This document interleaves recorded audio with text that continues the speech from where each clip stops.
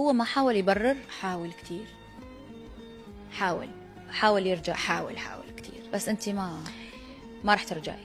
هلا لا، هلا انا ما بحب احكي اشي وبعدين يصير. طب انت فهمتي علي؟ سامحتيه؟ لا، بعدك ما سامحتي، تخطيتي بس ما سامحتي. خطيت.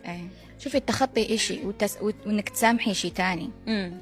انا اي دو بليف انه لازم الواحد يشتغل على حاله، وخصيصا انا تجربتي انا في هالحاله، ليش عم بحكي معاكي في هالموضوع وقررت اني to open about it، لانه بشوف كتير ناس بيحبوا لما يشوفوا واحد أداء تاني لازم الانتقام ولازم الندم ولازم تعيشي بدور الضحية.